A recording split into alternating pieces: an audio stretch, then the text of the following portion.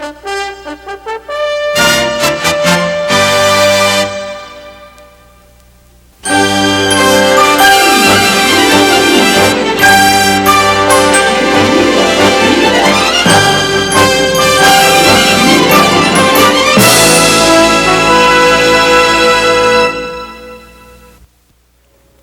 1964, Americans will be in a somber mood again. For the second time since the end of World War II, American troops will be in combat. After a North Vietnamese attack on American warships, U.S. aircraft will attack North Vietnamese bases in reprisal, and Congress will authorize further action. The war will begin to escalate, and there will be heavy fighting. At home, the focus will be on the continuing civil rights revolution that is reshaping American society. This year, a Civil Rights Act will strengthen voting guarantees and prohibit segregation at public facilities. And the Reverend Martin Luther King Jr., the driving force behind the Civil Rights Movement, will win the Nobel Peace Prize this year. And while the war in Vietnam and the Civil Rights Movement continue and a war on poverty is approved, the commission led by Supreme Court Chief Justice Earl Warren will try to end the mysteries surrounding the assassination of John F. Kennedy by declaring after an investigation that his assassin acted alone, that there was no conspiracy. Unfamiliar names come into the public eye this year: Yasser Arafat, the PLO, Cassius Clay, the Beatles. This and much more is the year 1964. Let's watch.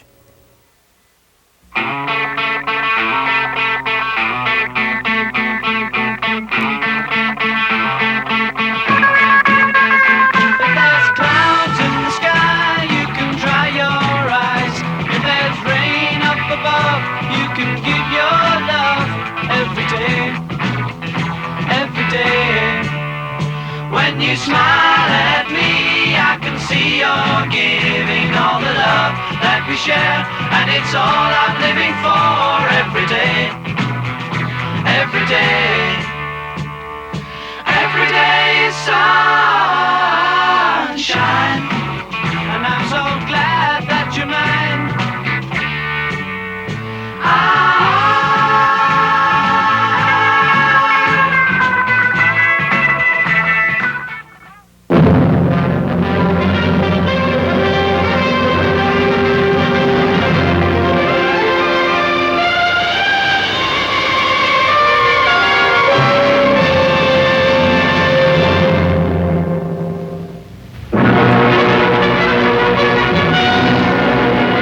This is the day the United States surpasses the Soviet Union in space for the first time.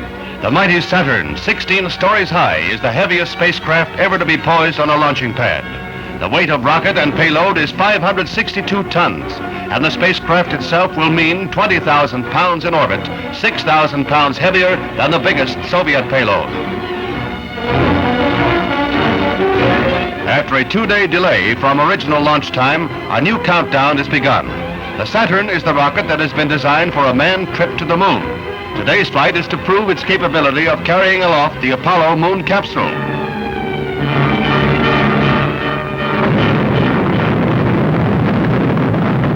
8 roaring engines push the Saturn skyward with a thrust of 1.5 million pounds. And riding with it to a new high is the prestige of Uncle Sam in the race for the moon. Almost 6 years to the day after the nation's first feeble probe into space, U.S. scientists launch a space vehicle 670 times as heavy.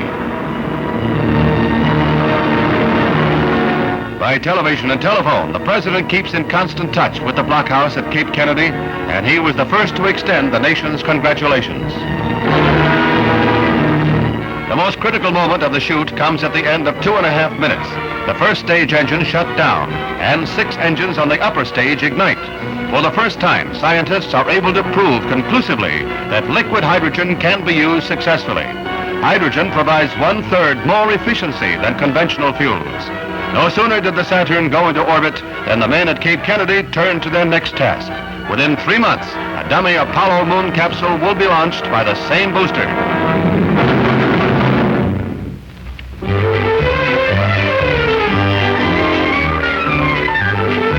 The first wheat to be shipped to Russia under the $250 million deal negotiated last fall is loaded in Norfolk, Virginia. Russia has contracted to buy 148 million bushels, and her satellites additional millions of bushels.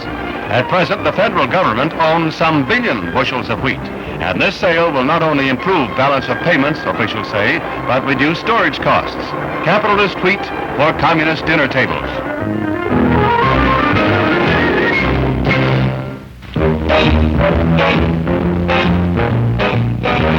A surer sign of spring than the first robin. Here are the hat fashions that will star in the Easter Style Parade. Every one a little daring, but all with the same net result. Beautiful. This will bring back the picture hat, black straw and white silk.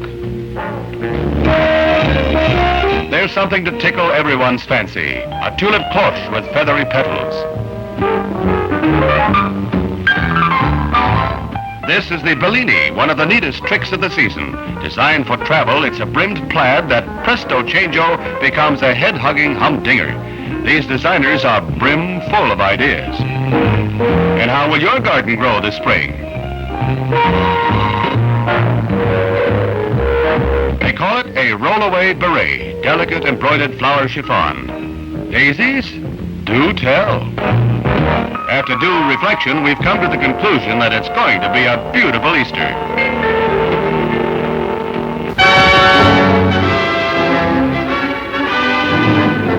The tinderbox that is Cyprus threatens to erupt into a full-scale war.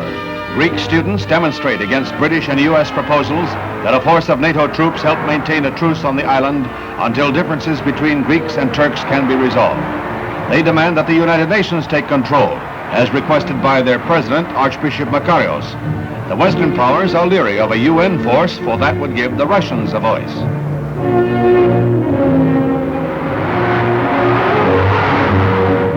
Two bombs were thrown at the U.S. Embassy as terrorists sought to back their demands with violence. One U.S. Marine was injured and damage was extensive.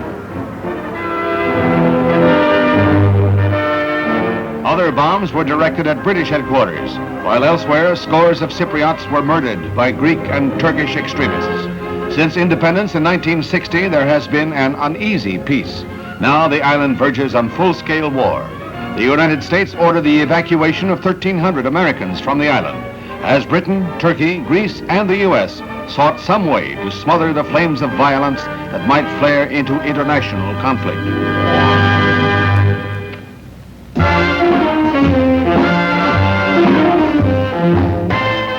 There are rumors around that this is Britain's revenge for the Boston Tea Party. 3,000 screaming teenagers are at New York's Kennedy Airport to greet, you guessed it, the Beatles. This rock and roll group has taken over as the kingpins of musical appreciation among the younger element.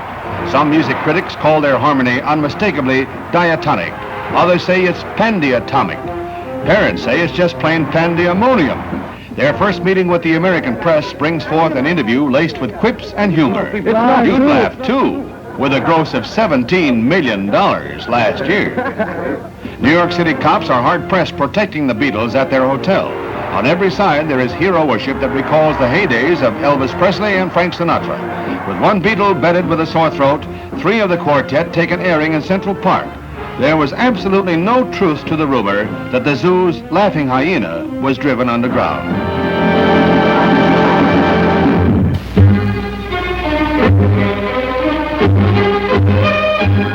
A picture of 4 men on their way to a stunning Olympic upset. The Canadian 4-man bobsled team on their 4th and final run brings Canada its first Olympic gold medal. The wearers of the maple leaf thunder down the course to win by a fraction of 1 second. Then it's the United States slalom team that mounts a surprise. They were given little chance in the downhill test until Jimmy Huega of California came dancing through the gates. His fast final run assured him of 3rd place. Then the crowd really took notice when Billy Kidd of Stowe, Vermont came flashing down the slope. His performance was so brilliant that he placed 3rd in the combined alpine standing while he takes 2nd place here. And here's the gold medal run of the winner, Joseph Stiegler of Austria. He was pushed by the 2 Americans to put on a breathless performance. Stiegler almost didn't make the team. It was only public pressure that forced Austria to place him in this event. Kidd, Stiegler, and Huega. The silver and bronze are Uncle Sam's first medals in Olympic alpine skiing competition. Manfred Schnelldorfer of Germany pirouettes his way to the men's figure skating championship. In both compulsory and freestyle, he puts on a performance that had the spectators breathless. Schnelldorfer upset the favorite, Alain Calmat of France, who had quick recoveries from slips to stay in the running. Calmat is the world champion, and some say he went into the games overly confident. All in all, he had 3 slips, and when he was rated in second place, the judges were treated to a round of booing from the crowd. With 1,876 points, he winds up 40 points behind champion Schnelldorfer. Then comes Scott Allen of Smoke Rise, New Jersey, who skates right into the hearts of the crowd as he captures a bronze medal for Uncle Sam. Only 14 years old, Scott puts on a scintillating performance and misses out on second place by less than 3 points. His flashing blades bring renewed prestige to the U.S. Olympic team.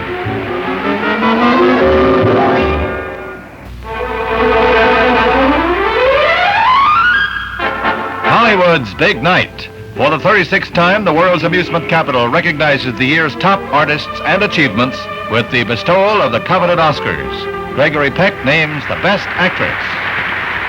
Patricia Neal. Annabella accepts for Patricia Neal, who is in London. It's a triumph for Miss Neal, who was awakened in the night to hear the good news. Then the crowd hears Frank Sinatra announce the Best Picture.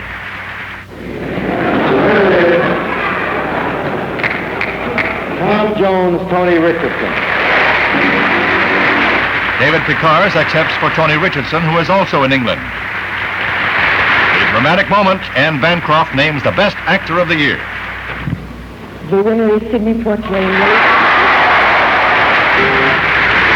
Mr. Poitier is the first Negro to win such a high award, and the announcement is received warmly by the audience.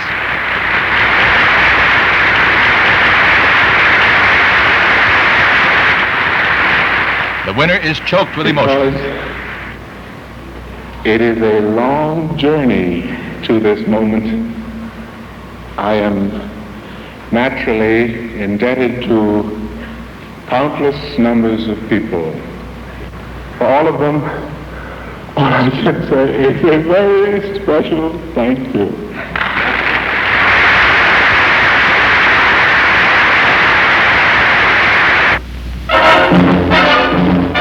The millions who will visit the New York World's Fair in the next 2 years will also gaze on a glamorous new sports center, Shea Stadium. The spanking new park is dedicated by Mayor Robert Wagner and manager Casey Stengel of the New York Mets, who have found a new home. At the ceremonies, World's Fair President Robert Moses wishes his neighboring tenants good luck. And then the man who spark-plugged the project, Bill Shea, points out some features of the stadium. This includes movable stands that will swing into place when the New York Cinderella football team, the Jets, take over the park next fall. Okay now, let's go Mets, let's go Jets.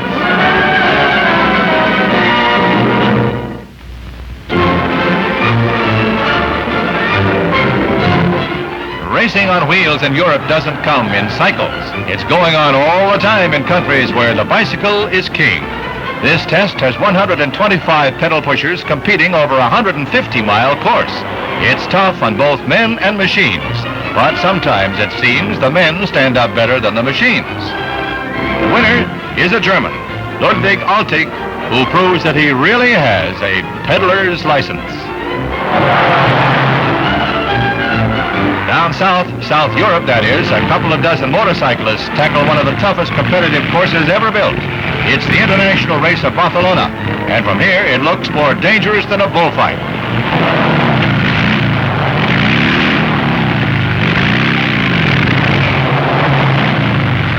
The race is nearly 20 miles if it was a straight line, but they must bounce twice that distance. I'd rather take the train or walk.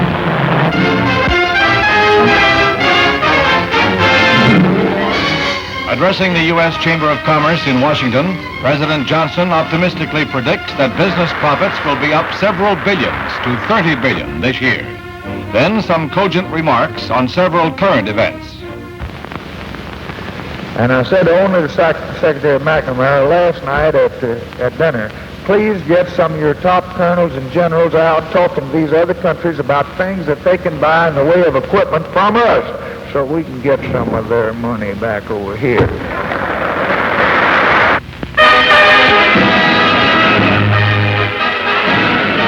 The Boston Celtics get an early jump as they battle the San Francisco Warriors for the National Basketball Championship. Tom Heinsohn, a scoring hero, teams up with Sam Jones to run up points for the light-jerseyed Celtics. The Bostonians are after their 6th crown in a row, but tonight they find the Warriors battling right back. When Guy Rogers misses for Frisco, there's a mad scramble under the basket. But watch number 42. That's Nate Thurmond. And he finally gets around to tapping it in.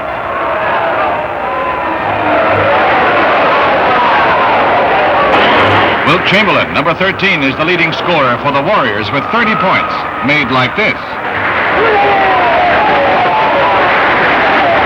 Here's a razzle-dazzle by K.C. Jones as the Celtic star shoots, misses, and the Warriors take the ball. But only for a moment. Jones steals it back to score. Tommy Heinsohn is the leading scorer for Boston. Here's his 19th point.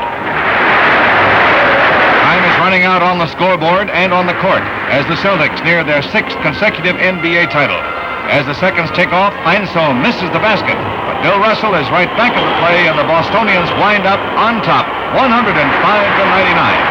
14,000 fans go wild with joy as they mob their heroes. It begins to look as if the Boston Celtics have a patent on winning basketball titles.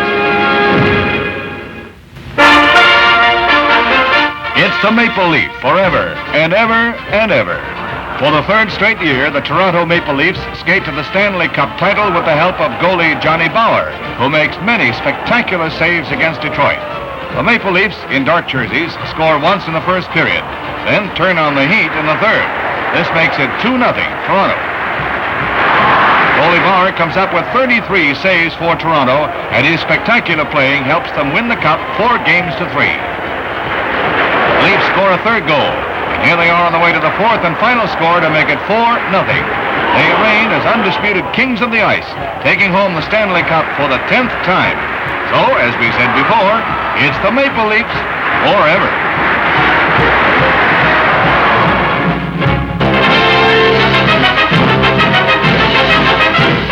The 15 nations of NATO meet in the Netherlands with Secretary of State Dean Rusk representing the United States.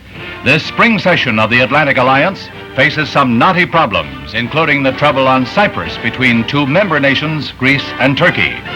De Gaulle's reluctance to keep French forces under NATO command is another question that will not be immediately resolved. In sessions at the Juliana Barracks in The Hague, the Council pledges to work closely with the United Nations in bringing the Cyprus crisis to a peaceful settlement. The dispute threatens NATO's position in the east, and they fear the strife on Cyprus is sowing fertile seeds for a Russian takeover.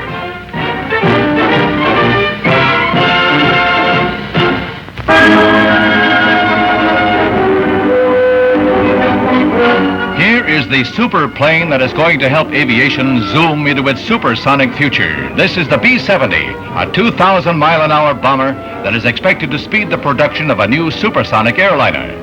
The 275-ton plane will undergo its first air test this summer. So radical is its design that 1,000 patents have been issued to its builders.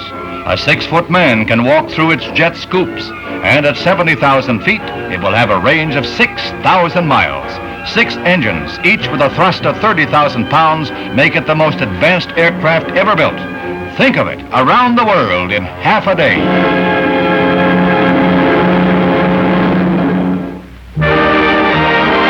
There's a gala party for 2 movie greats, Barbara Stanwyck and Robert Taylor, who are being reunited in a Universal Chiller-Diller being produced by William Castle. The 2 stars have appeared in some of Hollywood's greatest movies, and now they are taking over the starring roles in The Night Walker.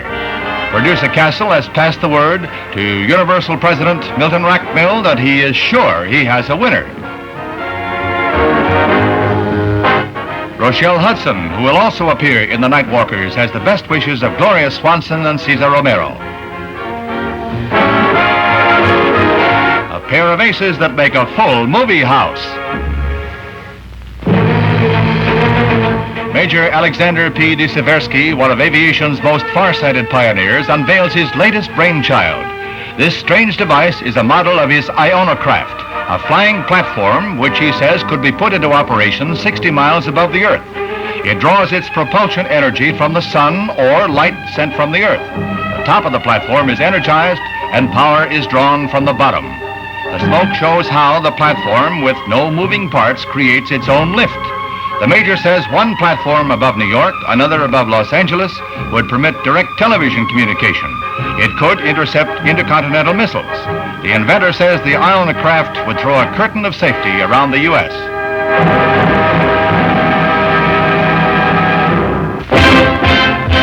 The end of a round-the-world saga. Joan Merriam lands her 6-year-old light plane at the Oakland, California airport to complete a 27,000-mile flight. It was a flight plagued with trouble. The Doughty Miss had 6 forced landings on her 56-day flight, but she accomplished what she set out to do. Her flight retraced the path blazed by Amelia Earhart, aviation pioneer of the 1930s. Miss Earhart disappeared over the Pacific while on the route covered by Miss Merriam. At an airport press conference, the 27-year-old flyer seemed concerned chiefly with the weight she lost. But she shrank that little old globe, too.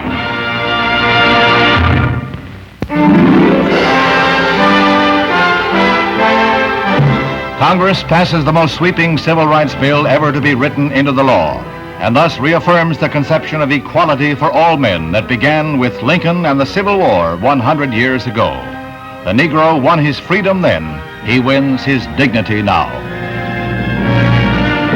5 hours after the House passes the measure, the Civil Rights Act of 1964 is signed at the White House by President Johnson. Before an audience of legislators and civil rights leaders who had labored long and hard for passage of the bill, President Johnson calls for all Americans to back what he calls a turning point in history. We must not approach the observance and enforcement of this law in a vengeful spirit. Its purpose is not to punish. Its purpose is not to divide, but to end divisions, divisions which have lasted all too long. Its purpose is national, not regional. This Civil Rights Act is a challenge to all of us to go to work in our communities and our states, in our homes and in our hearts, to eliminate the last vestiges of injustice in our beloved country. So, tonight I urge every public official, every religious leader, every business and professional man, every working man, every housewife, I urge every American to join in this effort to bring justice and hope to all our people and to bring peace to our land. There's warm applause from members of both parties as the president sets to work. It is work. He uses nearly 100 pens to affix his signature and date. Souvenirs go to Republican leader Everett Dirksen and Democratic whip Hubert Humphrey. The president seems to have mastered the art of just touching each pen to the paper.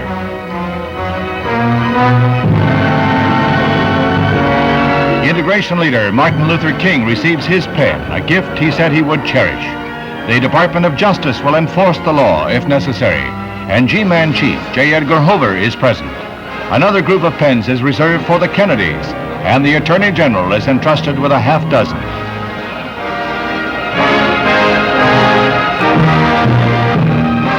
Now, in this summer of 1964, the Civil Rights Bill is the law of the land. In the words of the President, it restricts no one's freedom so long as he respects the rights of others.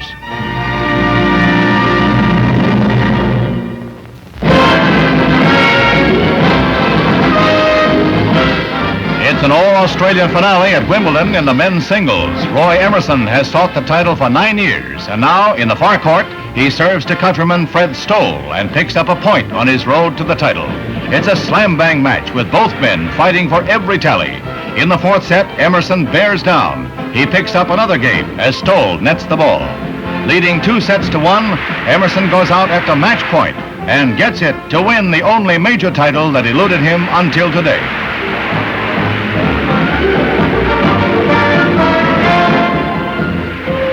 In the women's singles, Maria Bueno serves to defending champion Margaret Smith of Australia. The pert Brazilian had the title in 59 and 60, and she's out to upset the champ and regain the crown.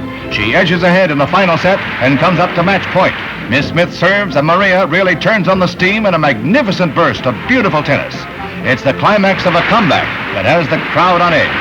Her final shot is a half volley that drops dead on the turf. Again holder of the most coveted title in tennis, Maria Bueno reigns as undisputed queen of the courts.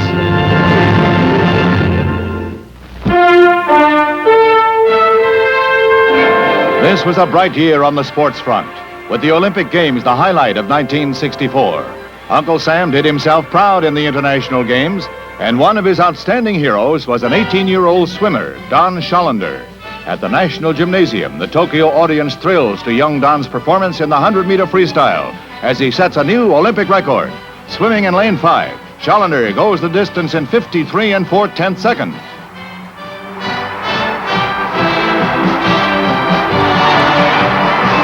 The youngster receives another of the 4 medals he won for the U.S.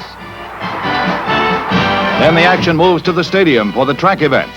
A highlight was the men's 100-meter with Bob Hayes in the far lane, streaking down the cinders like a bazooka shell to take the dash handily. Bob's powerful technique is shown in slow motion as he wins the race in 10 seconds flat and adds another gold medal to Uncle Sam's bag.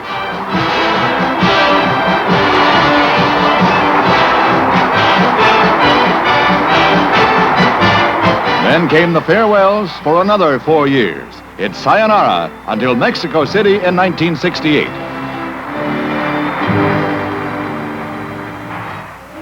The World Series has a storybook finish as the Cardinals meet the New York Yankees in the final game.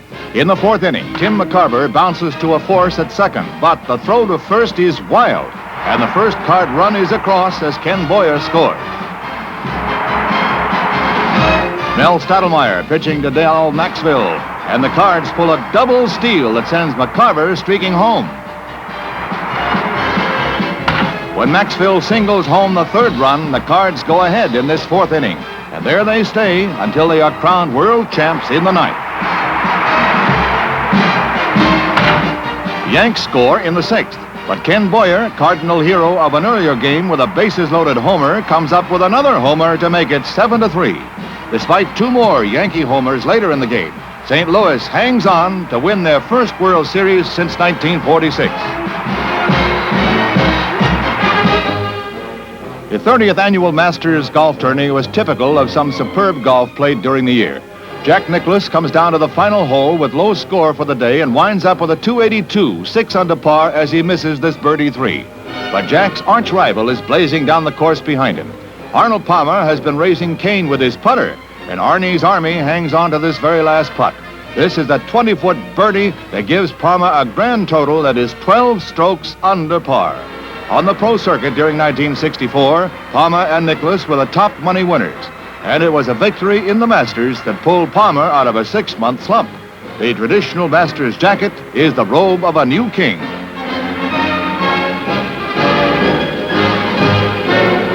The Indianapolis Speedway and the 48th running of the famed 500.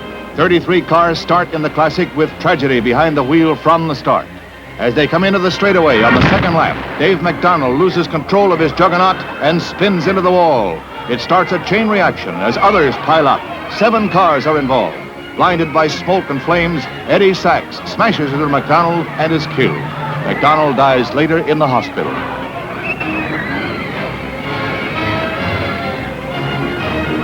Ronnie Duman scrambles over the infield wall, badly burned but alive. The race is halted for an hour and 45 minutes before the track is cleared. And the first across is A.J. Foyt with an average of 147 miles an hour, new record time.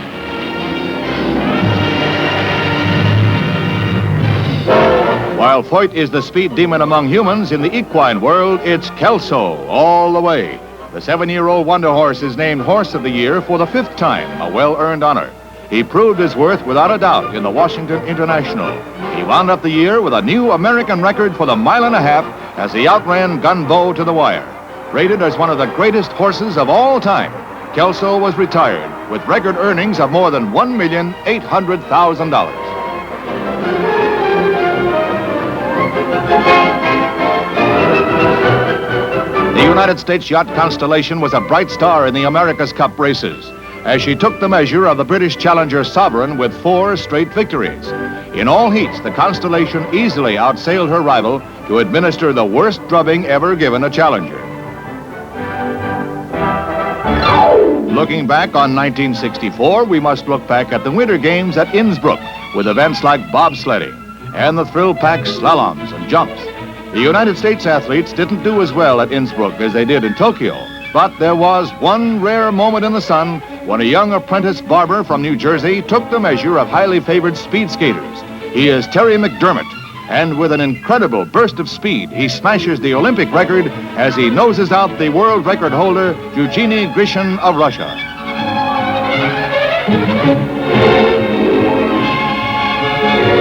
As everything was flying high on the sports scene during 1964, it very well could have been the beginning of another golden age of sports. Team and individual play seem to be better than ever.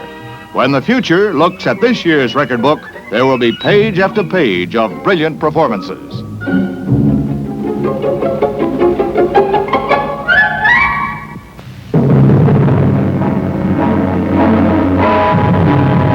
Swift and sure has been U.S. retaliation for communist PT boat attacks on the high seas. This is the Maddox, one of the 2 destroyers that were attacked while patrolling international waters in the Gulf of Tonkin near North Vietnam. Warplanes from 2 carriers, the Ticonderoga and the Constellation, avenged the unwarranted red assault with 64 sorties to North Vietnam PT bases. 25 boats, more than half the fleet, were destroyed, and North Vietnam oil reserves badly depleted. It is estimated 10% went up in flames after direct hits. The Pentagon said 2 pilots were lost. One was reported to be a prisoner of the Reds. The U.S. sorties were launched for one purpose, as a warning to the communists that unprovoked attacks will bring prompt response. The lights burned all night in the White House as President Johnson conferred with his advisors, and he went before the nation to report on the crisis. In the larger sense, this new act of aggression aimed directly at our own forces again brings home to all of us in the United States the importance of the struggle for peace and security in Southeast Asia. Aggression by terror against the peaceful villagers of South Vietnam has now been joined by open aggression on the high seas against the United States of America. The determination of all Americans to carry out our full commitment to the people and to the government of South Vietnam will be redoubled by this outrage. Yet our response for the present will be limited and fitting. We Americans know, although others appear to forget, the risk of spreading conflict. We still seek no wider war. I have instructed the Secretary of State to make this position totally clear to friends and to adversaries, and indeed to all. I have instructed Ambassador Stevenson to raise this matter immediately and urgently before the Security Council of the United Nations. At the Security Council meeting, Ambassador Stevenson reported the attacks as required by the Charter. In Southeast Asia, we want nothing more and nothing less than the assured and guaranteed independence of the peoples of that area. We are in Southeast Asia to help our friends preserve their own opportunity to be free of imported terror, of alien assassination managed by the North Vietnam communists based in Hanoi and backed by the Chinese communists from Peking. Before this new Southeast Asia crisis, the United States had announced that 5,000 more military advisors were being sent to South Vietnam to bring our forces there to 21,000. Now this number will be increased even further. At sea, on land, and in the air, the awesome United States military machine is mounting a force that can face up to any threat. In the field, the communist Viet Cong rebels appear to be stronger in recent weeks. They have made hit-and-run raids within 4 miles of Saigon, center of U.S. and South Vietnam operations. There are reports of an enemy troop buildup on the South Vietnam northern border. Now it appears that for the first time, there is talk of a South Vietnam drive into North Vietnam.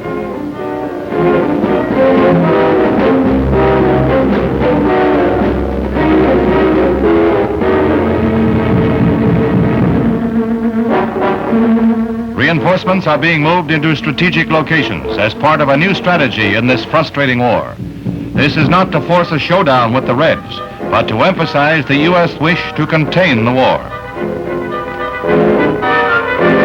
Interceptor and fighter bomber aircraft are being flown into South Vietnam and Thailand rapidly, as other air squadrons are transferred from the United States to advanced bases in the Pacific.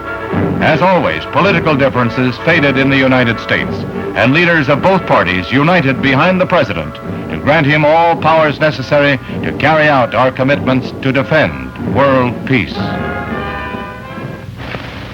It is a solemn responsibility to have to order even limited military action by forces whose overall strength is as vast and as awesome as those of the United States of America.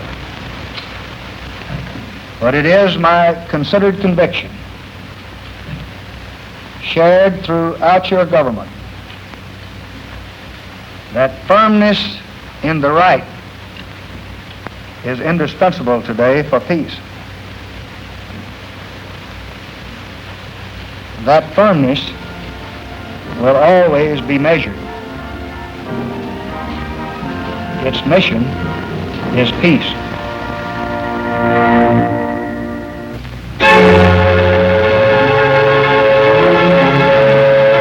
Of the many hurricanes that have plagued the Atlantic coast in the last few decades, Dora has proved to be one of the most devastating. As she blew herself out with the last flounce, the people of Florida and Georgia were opening the door on more than $200 million in damage.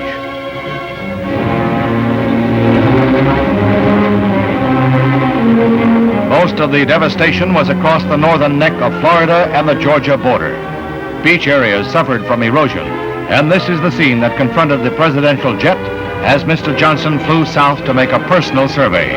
His plane skims the scudding ocean at 500 feet, and from the starboard side he sees shorefront homes battered by wind, undermined by sea, and tumbled into heaps of debris. The presidential plane landed for a first-hand inspection at Jacksonville Beach, one of Florida's hardest-hit areas. The president said that the damage was much worse than he expected, and promised that all of the facilities of government would be at the disposal of the distressed people. The president concludes his tour at San Simon Island in Georgia. Mr. Johnson has declared the devastated sections of both states disaster areas. This will enable homeowners and businessmen to obtain federal loans for rebuilding. Such aid will help heal the horrible scars left by Hurricane Dora.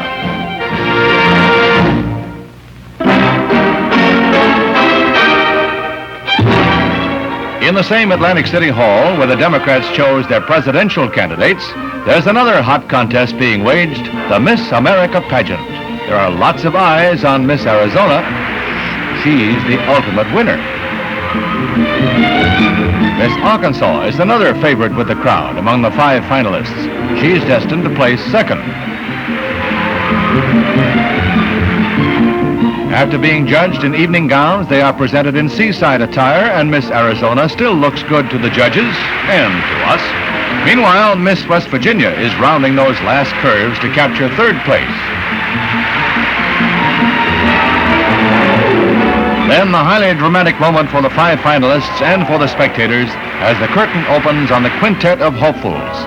The Miss America title is worth $75,000 to the winner, and that pot of gold goes to Vonda K. Van Dyke, Miss Arizona. The new Queen of Beauty receives her crown to begin a year's reign as the fairest in the land. There are floods of tears as usual, tears of joy. You know how it is. A beauty queen never rains, but it pours.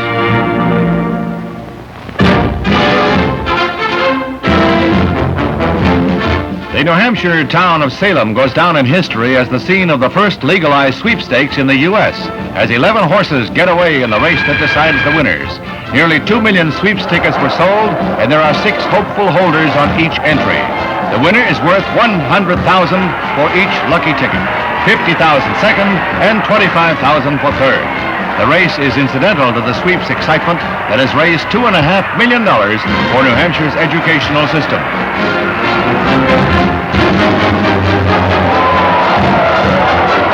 Coming first to the wire on the outside is Roman Brother, and as he nips Knightly Manor and Purser in the home stretch, he makes 6 persons delirious with joy. His half-flank victory means $50,000 more for each of them. A foul claim causes a few palpitations, but it's disallowed, and the race and the sweeps winners have been decided. We'll bet you know who the big winner was. That's right. Uncle Sam was right there in the winner's circle.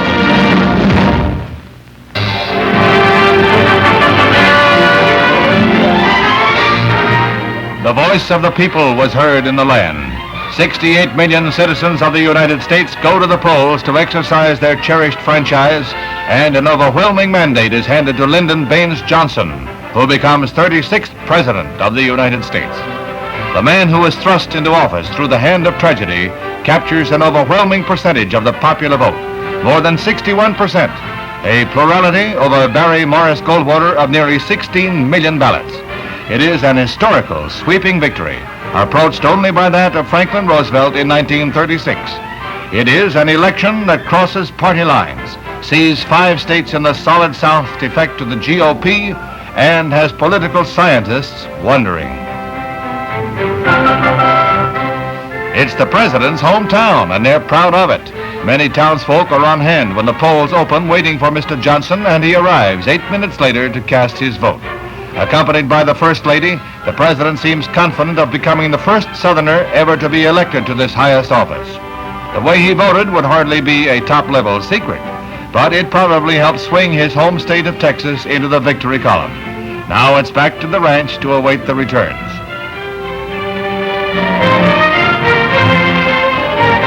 Meanwhile, the other candidate casts his ballot in his hometown, Phoenix, Arizona. Senator Goldwater was up at 5 in the morning chatting with other amateurs on his ham radio, and then he has a wait of more than an hour in line before he votes. Mr. Goldwater said later he split his ticket. Incidentally, a Democrat was elected governor of Arizona. Did the senator help? Later, with the results in, Mr. Goldwater pledged himself to assist the newly elected president in every way he could. Across the nation in New York, there was a senatorial race of national interest. Robert F. Kennedy was on the ballot in opposition to Republican incumbent Kenneth Keating. Overcoming claims of carpetbagging, Mr. Kennedy defeated his Republican opponent. Senator Keating ran 1.5 million votes ahead of the national ticket, but he couldn't overcome the Johnson landslide and the magic of the Kennedy name. Senator-elect Kennedy resigned as Attorney General and moved to New York to make his successful bid for office. It was a wildly enthusiastic group of followers who cheered him as Senator Keating conceded defeat.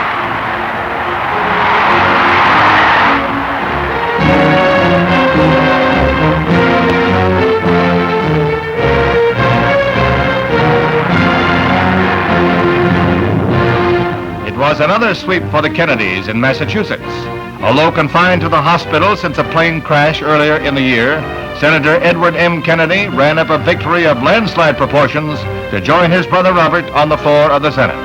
Thus, Ted Kennedy, as he is nicknamed, retains the seat that was once held by his brother, President John F. Kennedy. In California, it was a different story. A former actor and song and dance man, George Murphy, sends a former Kennedy aide to defeat.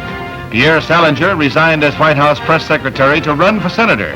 But Murphy, the conservative Republican candidate, won the bitterly contested election. For the first time since 1800, the Capitol looks down on voters going to the booths in Washington. They turn out in droves to cast their first presidential ballots in 164 years. President Johnson takes the 3 District of Columbia electoral votes to add to his victories in 44 of the 50 states. Those 3 votes bring his total in the Electoral College to 486 to Senator Goldwater's 52. Only 270 are needed to elect. As the voters made history in Washington, it was but one chapter of many in this historical election that has made its impact felt around the world.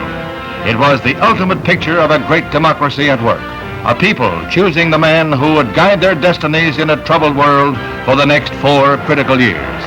Mr. Johnson, in winning the mantle of the presidency in his own right, has asked the help of all, the help of those who voted for him, the help of the 26 million people who cast their lot with Senator Goldwater. In victory, he seems subdued by the terrible burdens he must assume during the coming years. The United States is a nation that can be divided in the heat of an election and united again quickly when differences are resolved. A mandate has been given. Now may the people of the United States move forward behind their president, Lyndon Baines Johnson.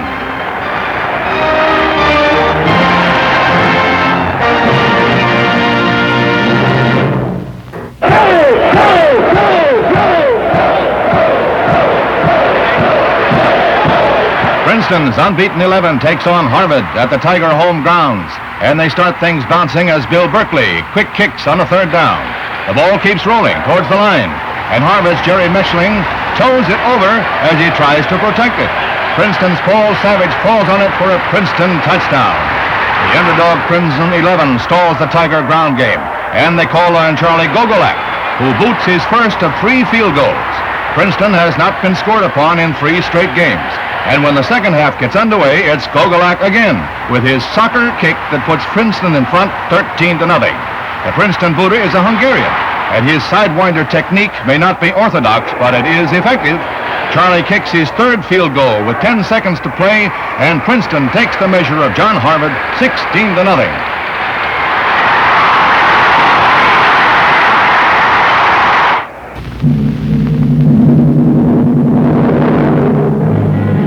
Japanese students and leftist organizations turn out 8,000 strong for one of their favorite outdoor sports, a demonstration. This time they are protesting the visit of U.S. nuclear subs to Japan. The submarines are to take recreational visits to Sasebo and Yokosuka, 2 U.S. bases under the Mutual Security Treaty. Well, the demonstrators say this foreshadows nuclear bases in Japan, and that's today's dislike.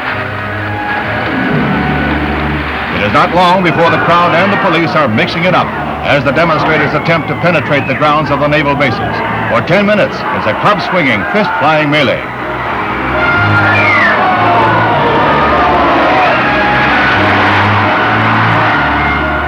The rioting comes on the eve of Premier Ikeda's resignation because of health and the appointment of Isakawa Sato as Japan's new leader. Premier Sato is noted as being strongly anti-communist, and the chances are that he will be cracking down on riots such as these. There is no indication that either the U.S. or Japan will postpone the visits of the submarines.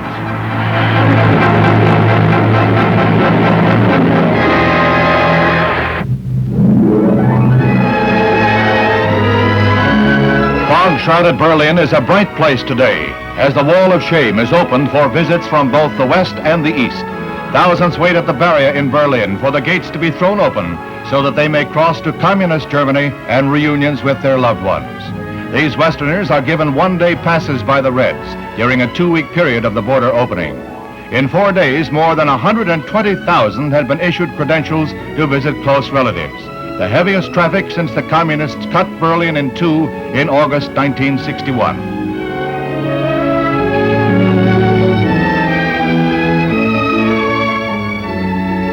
West Berlin authorities allow the visits without question. They know everyone will return to a free land.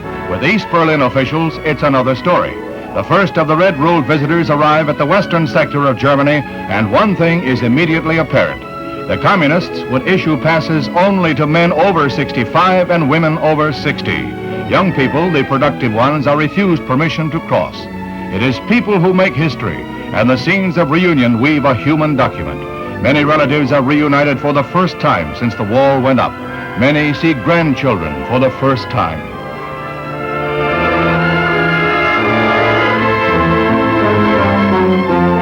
Most of the travel expenses came from relatives in the West.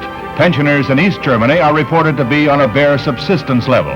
Nothing, not even crippling illnesses, could deter those who would breathe freedom for a few days.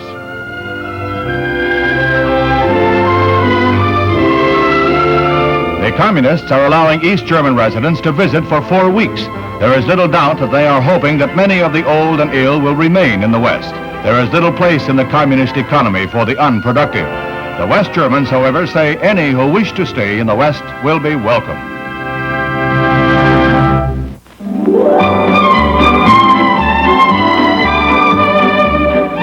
What's the new look? It's the look again look of conspicuous beauty, meaning that more girls will be showing more of their femininity. This means that beauty has to be an all-over job, and beauty routines will realize new frontiers. Just as these girls spring alive from the magazine page, so the woman of today will spark lively attention with the little touches that may have seemed slightly brazen last year, but not in 1964. Who said something about lasses in glasses? Specs can be spectacular. It's all in how you wear them. No schoolmarm overtones here. She's got that look again look. And to get back to makeup, here's how to make a bare back attract the following. Suntan tones, a shade darker than the lady's facial makeup, give this retreat a victorious flavor. A coquettish beauty mark, that's a rear guard come on if we ever saw one.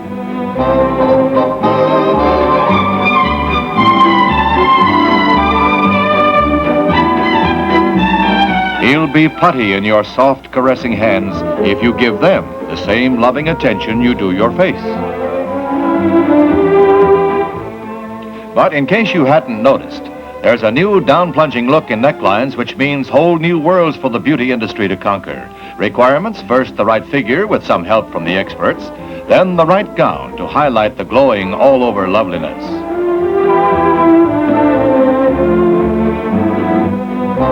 There's no limit to beauty horizons today, as described by McCall's editors. Poolside or under the stars, the look again look is a look that's a long way from just powdering one's nose. And to quote a male viewpoint, the more you see of the look, the harder it is not to look, that is.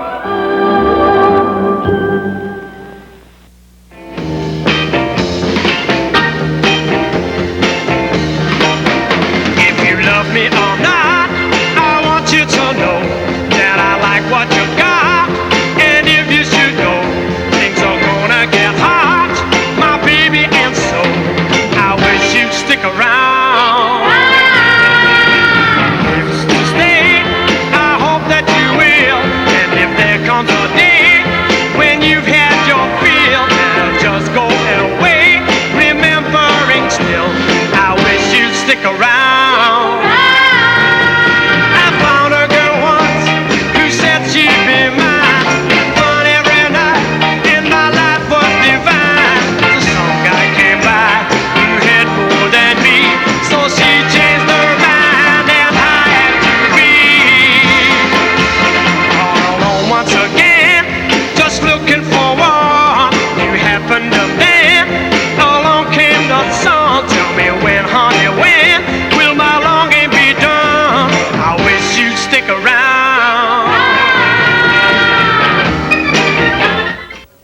These have been some of the highlights of 1964. It was a year of significant exports and imports. Shipment of wheat went to Russia, and the invasion of the Beatles to the United States. The momentum for racial equality continues as President Johnson signs into law the most sweeping civil rights legislation ever enacted. Johnson wins the presidential election of 1964 in a landslide. The nation seems united in that regard. But in 1964, war erupts in Vietnam, and America begins a massive buildup in Southeast Asia. 1965 will see a nation divided against itself over that war.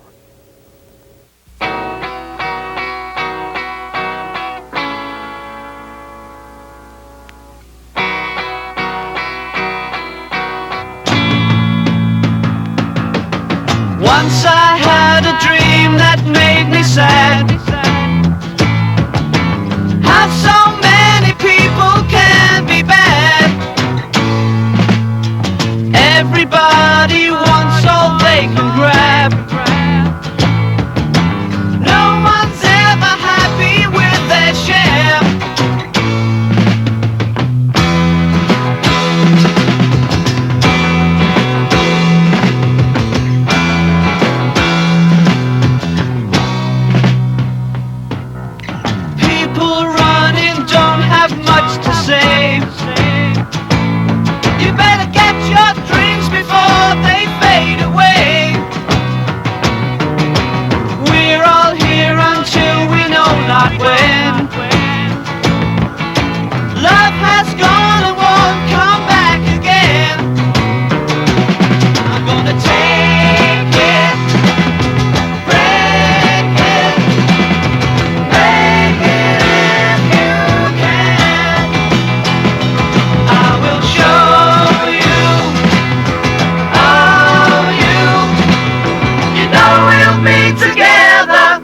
You know we'll be together if we try.